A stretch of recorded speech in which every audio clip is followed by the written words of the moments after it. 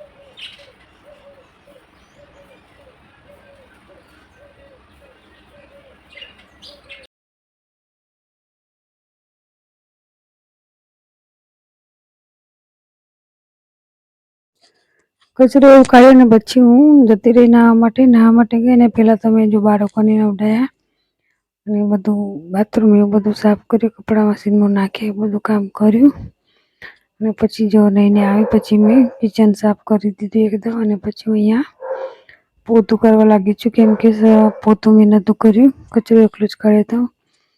પોતું પછી કરવાનું તો થોડું મોડું થઈ જાય એટલે મને ડાયરેક્ટ જ નાહવા જતી રહી. પોતું તો ક્યારે પણ થઈ શકે છે. તો જો અહીંયા કચરો કાઢીને ડાયરેક્ટ નાહવા જતી રહી. તો નહીં ને પછી જો આ બધું થોડું ઘણું કામ જે બાકી હોય એ પછી કરું. તો જો અહીંયા પોતું મારું બાકી હતું તો પોતું કરવા લાગી છું. ફટાફટ પોતું કરી લઉં અને પછી બાળકોને પણ મેં નવડાવી નાખે છે અને માથું એ બધું બાકી છે હજુ ઓળવાનું કેમ કે નાના બાળક હોય એટલે માથું એ બધું આપણે જે ઓળવવું પડે, દોડાવવા પડે. તો સવારનું કામ એ બધું હોય. તો જો અહીંયા પોતું અત્યારે હું કરી રહી છું. પોતું કર્યા પછી ભાઈ જે મારે કામ છે હવે કંઈ વધારે કામ રહ્યું નથી. કપડાં તો મેં નાખી દીધા છે, વાસણ ઘસવાના છે અને હવે બસ જમવાનું જ બનાવવાનું છે. તો જો એ વાસણ પણ ઘસવા માટે હું બેસી ગઈ છું. તો ચાલો ફટાફટ વાસણ ઘસી નાખું. જો કપડાં પણ મેં નાખી દીધા છે મશીનમાં.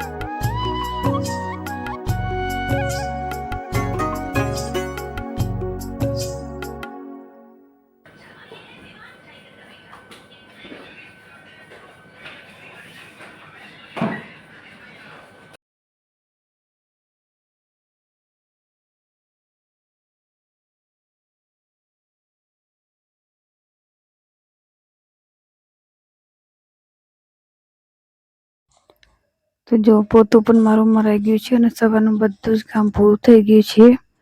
હવે 12 જેટલો ટાઈમ વાગી ગયો છે. તો જો જમવાનું બનાવવાનો ટાઈમ થઈ ગયો છે. તો જો અહીંયા હું આવી ગઈ છું પછી કિચનમાં. તો ચોરી બટાકાનું શાક બનાવવાનું છે. તો શાક મેં વઘારી દીધું છે અને કુકરમાં જ વઘારી દીધું છે કેમ કે કુકરમાં જલ્દી બની જાય. 2 સીટીમાં આપણું શાક તૈયાર થઈ જાય અને મોડું પણ ના થાય. તો જો અહીંયા મેં શાક બનાવી દીધું છે અને અહીંયા રોટલી પણ હું બનાવી દઈશ. તો બાળકોને ભૂખ પણ લાગી જાય. સવારમાં વહેલા નાસ્તો કરે 7, 7:30 વાગે એટલે 12 વાગ્યા સુધી ભૂખ્યા થઈ જાય. વચ્ચે ને વચ્ચે કંઈક ખાતા હોય પણ બાળકો નાના હોય એટલે ભૂખ તો લાગે જ. બાળકોને છુટ્ટી છે એટલે આખો દિવસ ઘેર જ હોય. પેલું તો સ્કૂલમાં જાય એટલે 1 વાગે આવે એટલે ત્યાં સુધી ધીરે ધીરે આપણે બનાવતા હોય પણ હવે તો ઘરે જ છીએ એટલે ફટાફટ જમવાનું પણ બનાવવું પડે. તો જો અમે શાક બનાવી દીધું છે ને એક બાજુ રોટલી પણ બનાવી દઈશ અને વિરાટના પપ્પાને પણ આવવાનો ટાઈમ થઈ ગયો છે. તો જો આજે થોડું જમવાનું વહેલું બન્યું છે ને તો વિરાટના પપ્પાને આજે ક્યાંય જવાનું નથી. જ્યારે મારે જમવાનું મોડું થાય ને ત્યારે જ વિરાટના પપ્પાને કંઈક ને કંઈક જવાનું હોય.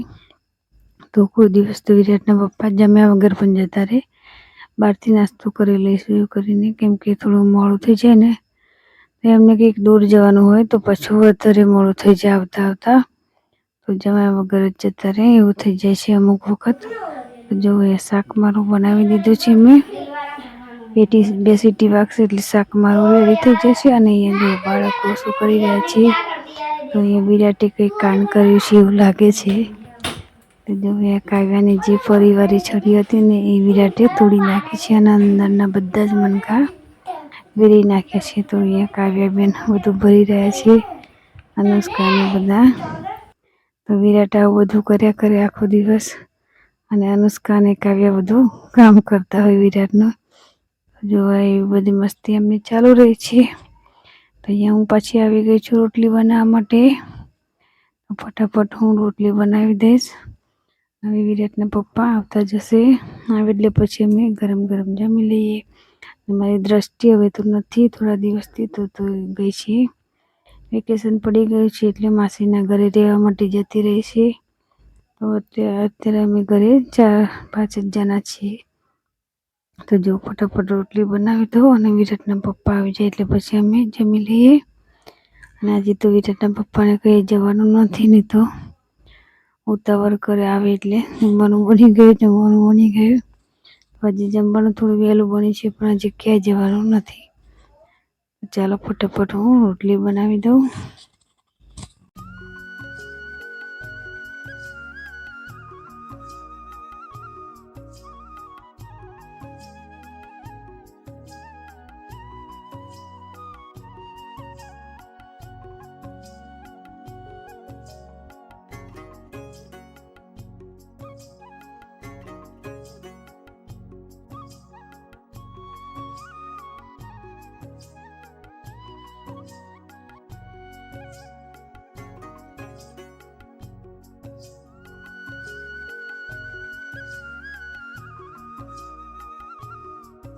તો જો અહીંયા મારી રોટલી બની ગઈ છે અને શાક પણ બની ગયું છે ચોરી બટાકાનું. તો વિરાટના પપ્પા પણ આવી ગયા છે, અને વિરાટના પપ્પા મસ્ત કેરી લઈને આવે છે. તો ચાલો પહેલાં કેરીને ધોઈ નાખીએ અને એક બે કેરી કાપી પણ લઈએ, એટલે બધા કેરી પણ ખાઈ લઈએ. તો જો ઉનાળાની પહેલી કેરી આવી ગઈ છે, તો ચાલો કાપીને બધાને ખવડાવી દઈએ કેરી.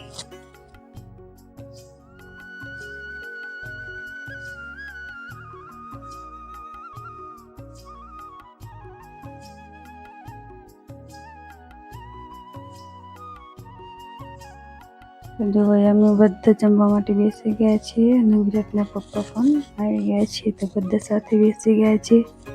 અને અહીંયા દ્રષ્ટિ નથી, તો દ્રષ્ટિ ગઈ છે એના માસીના ઘરે રહેવા માટે. 4-5 દિવસ પછી આવશે. તો ચાલો જમી લઈએ. અને આજનો બ્લોગ તમને કેવો લાગ્યો? તો સારું લાગે તો લાઈક અને સબસ્ક્રાઈબ કરો. તો મળીએ એક નવા બ્લોગમાં નવા વિડીયો સાથે. ત્યાં સુધી આવજો.